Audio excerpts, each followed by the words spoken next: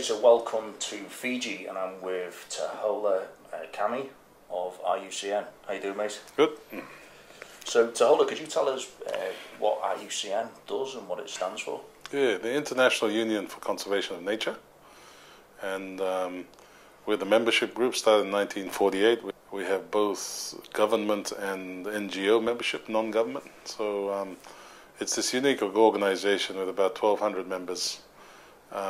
China, US, all the big governments are members of ours, state members, Australia and my region, New Zealand, but we also have the small countries here in the Pacific. And I run the regional office for Oceania, which is the Pacific Islands, Australia and New Zealand.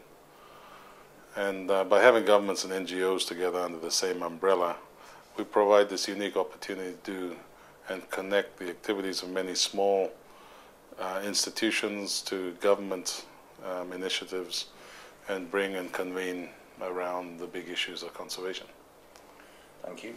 So when we met in Sydney, you were part of an epic voyage of Pacific Islanders that had canoed like 6,000 miles to Sydney.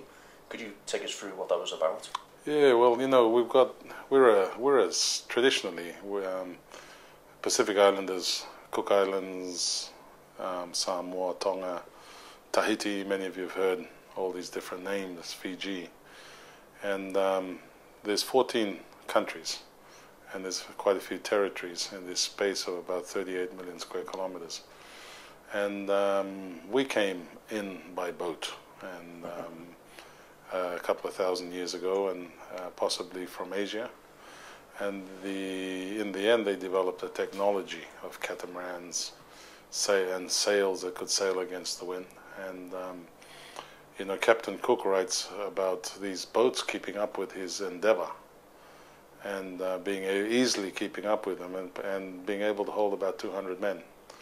And so that kind of disappeared. It's been revived again, and there was this consensus that with the climate challenge planet, the fact that we're on the front line with our low-lying islands in terms of impacts, and that with this ocean that we value and treasure so much, that we had to make a message, send a message to World Parks Congress that was in our vicinity.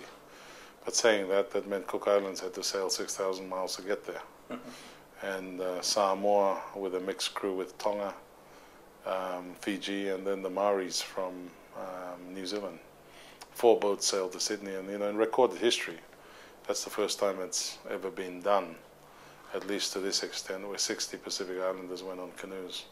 It's incredible. To Sydney with a statement that the world needs to take notice, that we need to rethink the way we're developing if we're going to do something about saving this planet.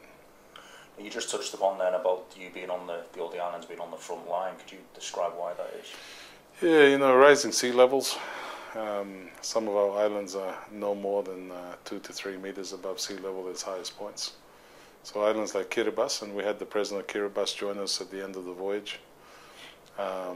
Marshall Islands, Tuvalu, they're atoll islands, and you know, they're not very wide. They're pretty long, but not very wide, and they're very low. Rising sea levels will probably mean the end of these nations. It also affects all coastal communities, which is almost all the island communities as well, and then of course every country in the world that's by the sea. Well, you spoke last night, we were talking about like sort of the greatest risks to the island. Do you have like a top 3 or 5 of those risks? With climate change, it just adds to the risk. So it means that, you know, we get cyclones and hurricanes. In the last 2 years or 2.5 years, we've had 2 Category 5, and that's right at the top of the scale, hurricanes in the vicinity. So one in the Philippines and one in the middle of Tonga, where I come from in Ha'apai, and that was earlier this year.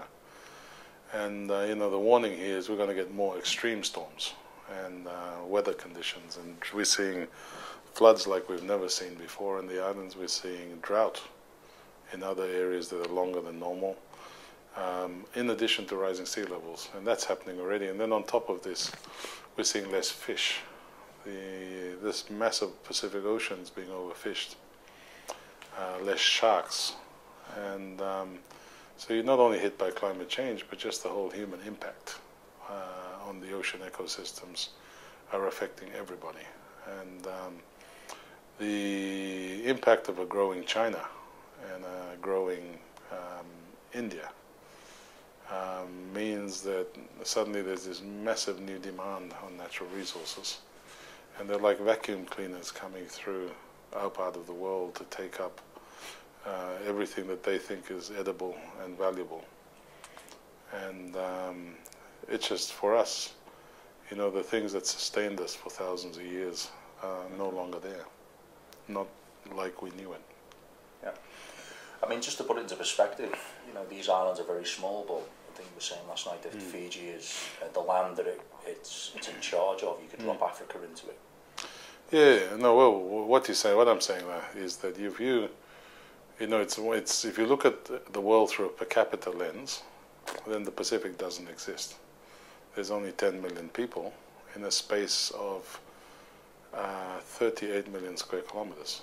Now, but then if you say in a climate challenged planet, what's the lens we should be looking at? And if you look through a climate change lens, then you realize that 10 million people in a space this big, 38 million square kilometers, you could take the whole continent of Africa and sink it completely.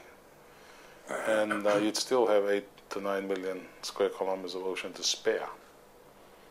And why I'm saying this is that through a climate change lens, you're suddenly realizing that these massive spaces of sparsely populated but relatively healthy blue ocean, that for every space like this, for every China you need a space like this. For every India you need a space like this. For every Africa you need a space like this. And as populations start to grow, these healthy ocean ecosystems are doing their bit for oxygen, clean air, for food. And the world needs to ensure that we take care of these spaces. And it's a different proposition if we're going to move towards a world that's still similar for our children and our grandchildren. What is your message to foreign governments? You know, what can they do to help you guys? Yeah, you know, I think the traditional message has been, we're sinking, help us, help us. We're also saying we're part of the solution, that you've got to invest in big, healthy spaces, ecosystems like ours, to sustain a world with a growing population that's putting even more pressure on the world's basic life providing services. And that's clean air, clean water, life that sustains our food. And the world needs a healthy Pacific. And you've got to rethink how we invest, how we share resources, how we manage resources. And if there's a message is saying that, put it all in perspective. We've got to take extraordinary action all together. And there's no more writing off a bit of a planet, because we'll all suffer. You go to the most remote areas like the polars and they're melting. You come to our places and we're losing fish, we're losing coral reefs, we're losing a lot of things, because the world has rampant growing populations, massive demands, and we've overstepped the limits. I guess in some respects it's like the canary in a coal mine, isn't it? The Pacific Islands are like the sort of the first warning. Yeah, we're the canary, and we also, like I said, I think we're the canary, but we're also throwing up our sails and sailing against the wind and saying that we'll also lead the charge because we have to.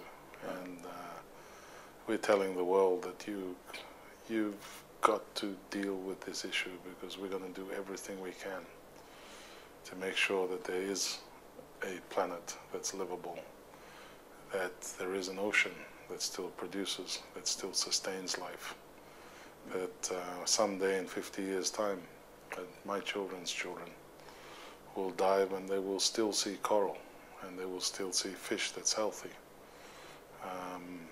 And we can't take this lying down. You know, the issue of disappearing islands is not the only option in front of us, but we need the planet to take heed.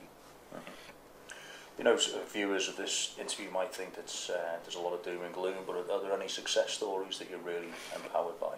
Yeah, you know, nature's an amazing thing. Nature, sometimes we think you wipe everything out, you put a bushfire through a place, and next thing you start to see life return. You let something go for a while and close it and protect it from exploitation and the human footprint, and it starts to recover. And you know, there's a lot of talk about acidification and things like this, but the best shot we have is removing some of these pressures, human-induced pressures, and give the ocean and give nature a opportunity to recuperate, and then provide more of the effective services of clean air, food supply, clean water that we know it can do. And finally, last question, please. I was going to ask, have you got any further voyages for the Vacas? Yes, we do, and we're going to Hawaii in 2016. We're going to sail to Hawaii. We hope to do a Pacific Ocean summit or challenge with the Hawaiian government, and put a call to 100 cities around the Pacific Rim, 100 CEOs of Fortune 2000 companies, willing governors, willing countries, Pacific Island leaders. 2 commitments: climate change, healthy Pacific Ocean. Do things like emissions, reduce emissions in cities, renewable energy, some of the other things on climate change, and also take big steps to manage waste, plastic bags, plastics, runoff into the water, and possibly fisheries, a new discussion in fisheries. But we're discussing and shaping what's possible, but hopefully in 2016 the Vacas sail to Hawaii. We'll be challenging every city that has a yacht club, send a yacht. Might have 100, 150, 120 yachts sailing to Hawaii, with their cities keeping track, children in schools, while their boats go to Hawaii with a message from their people saying, this ocean's ours, it's going to be here in the future, we want it to be healthy for our children in the future. And so that's what I hope the Vacas will be, the catalyst to inspire and help our people to aspire for better things. Superb. Do you have a website that people can keep in touch with you guys? Yeah, muavoyage.com, M-U-A voyage.com, and then also IUCN.org/Oceania. Thank you very much, Taholo. It's been a pleasure. Thank you.